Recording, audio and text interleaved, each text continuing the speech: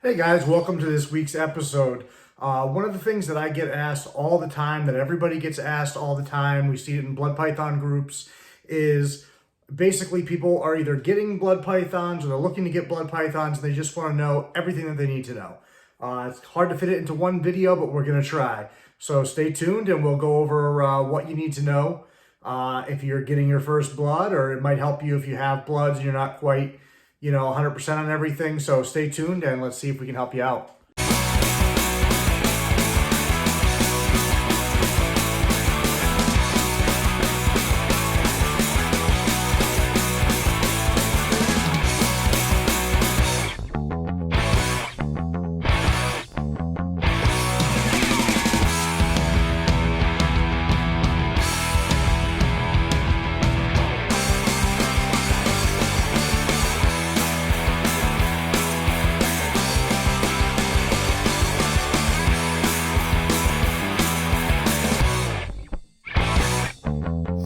Second for me. This is my number one.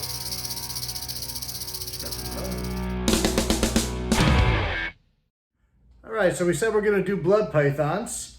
And so we've got Mr. Burgundy himself here. He just had a fresh shed. Unfortunately, for some reason, he's got one random piece stuck right there. No idea why he would have stuck shed in that spot. It's kind of an odd spot for stuck shed. But we'll take care of that after this video. Hi, buddy. So blood pythons, what do you need to know? So what we need to know, I guess we'll start a little bit from the beginning. We're gonna try to make this fairly quick. First piece of advice, if you're buying a blood python, go breeder direct and get a captive bred animal. That's really gonna eliminate a lot of your headaches right out of the gate. You're going to have questions with a new species or even just a new animal. Even if you've kept the species, you might run into questions that, maybe you're not equipped to answer. We all get there. I get there. You'll get there too. Where time to time things pop up. So when you buy breeder direct from somebody that works with these animals, you're able to have a line of communication with them. And now that you've invested into them, they'll invest their time back into you. So part of what you pay for when you get an animal from somebody like myself, you pay for picking my brain. You pay for, that all of a sudden you have a problem, you need help, you shoot me a message and I'm going to help you. I do help people a lot in general anyhow, but it is really nice when people invest in what I'm doing, and I'll go that much further for those people, of course. Same thing with the memberships on here. Any of my members ever want to reach out and stuff like that, I have no problem anytime helping people out. What are you doing, man? Let's switch you around. I got you on kind of the opposite side we usually work with you. So doing that's really going to open a lot of doors for you, give you a lot of resources if you do run into problems or just have general questions. You also want to decide what you're looking for in that animal. Are you looking for a pet? Are you looking for a future breeding stock? If you're looking for breeding stock, what is your goals to produce and how does that animal help you get there? So you don't want to just jump on the first animal that you see. You want to get an animal that's going to be suited to what you're looking for. You also, chances are you're going to be starting with a young animal or a hatchling or a little bit of size. Blood pythons for their first year especially are very, very shy animals, generally speaking. So you're going to want to keep their quarters a little bit tighter when they're younger. As the animals age, most of them are confident enough to have increased space. Not all of them are. You'll still have some adults that are nervous, and you really need to kind of tailor your setup to your individual animal. So you're going to want to learn that animal's behavior, look for any abnormalities. That way you can troubleshoot anything that goes on. But generally speaking, the first year to 18 months, a little bit tighter is better. And when I say tight, I don't mean like the animal can't move, can't turn around, can't do anything like that. I don't mean that. I just mean enough space where the animal can press its body up against and touch three sides if it likes to. That makes them comfortable. You can accomplish that in different ways. Depending on your setup, but it's important that they have access to that. Probably the most important thing for blood pythons above all else is good ventilation. These are animals that do require a certain level of humidity, which makes the ventilation part difficult because more ventilation can drop your humidity. And so you want to have a fair amount of both. So you have to have your setup, be able to maintain reasonable humidity while also offering that ventilation. That ventilation becomes more and more important as the animals age. Older animals, what happens with blood pythons and why this ventilation is so important, you hear people say all the time they're heavy breathers. They're heavy-bodied animals. It takes a lot of effort for them to breathe. They breathe very, very deep to get air down into their lungs because their lungs stretch, along their body. It's a little bit different than how ours are set up. So those deep breaths, they suck in whatever their environment is. And if their environment's not very well ventilated, then they're getting a lot of crap in their lungs and in their system, in their respiratory system, that's not good for them. These guys tend to be prone to issues caused by their own, urates and feces and things. So you have to make sure that you're keeping them clean and well ventilated. And, as much as we all like to be there right at the moment to clean them when they get dirty, it's just not realistic. So the better ventilation you have, the safer your animal is going to be. And like I said, as they get larger and that breathing gets deeper, it's even more and more important. So keep that in mind. As far as handling goes, Ron's being very, very uncooperative right now, which is not typically him. But he did just shed. He just ate recently. And it's late too. I'm shooting late at night right now. So they're a little bit more active at this time. So that's a part of it as well. But as far as handling goes, you have to support their body weight, which you've noticed throughout this video, I'm constantly adjusting to do so. Now with Ron, I can do stuff like this and he doesn't get upset with it because he trusts me. He's used to me handling him, but it puts strain on his body that they're not really designed for. These guys are strictly terrestrial, so even holding him like this is very unnatural. So the reason that he's not freaking out right now is because of the relationship that we have established. And, I hatched this snake out myself. He's lived here his whole life. He knows me. He knows that I'm not going to do anything all of a sudden to hurt him. So he's comfortable. But with a new animal, people often make the mistake because they're worried about getting bit, holding animals away from their body. That's often a mistake. Closer to your body is going to make them feel more secure typically. Yes, it opens you up to getting bit, but sometimes you just kind of have to accept that risk for the sake of the animal and the sake of the relationship you're trying to build. A small blood python bite does not hurt. Even a blood python this size does not hurt. They have small teeth. Yes, they hit hard, but you'll be fine. So you have to kind of prioritize that. If you're that uncomfortable about getting bit by, a smaller snake, probably not a good idea to get one, to be honest. You've got to be, ready to accept that. Just like getting a dog, you have to know that one day your dog might bite you. It can happen. And it can happen with snakes too, and more often sometimes because we don't have the same level of social communication that we do with our dogs. So you have to be prepared for that. Plus, the more worried you are about getting bit, the more likely you are to get bit. That kind of attitude projects through your body. They sense it, they feel it. It puts them on alert that something's wrong. And so they're going to be more apt to bite because the mannerisms you're behaving, the way you're behaving is going to create problems. So you really need to find a way to build up your confidence and feel more comfortable. Security is another thing that's up there with ventilation. Security is paramount for these guys. So having them in a setup where they feel comfortable eliminates so many problems. A lot of people have feeding problems with snakes, and almost all of it is husbandry related, security is a part of husbandry. It's not just temperatures and humidity, it's how comfortable your animal feels in that enclosure. People make the mistake of setting up their animals in a way that makes them happy instead of that makes their animals happy, or they're trying to get inside their animal's head from their own perspective instead of from the animals. So you'll often hear people basically make husbandry decisions based on anthropomorphizing the animal. And that can be dangerous. So we've covered that in videos in the past, so I'm not going to get into that in depth here. You can go back and watch that if you want a little more clarification on that.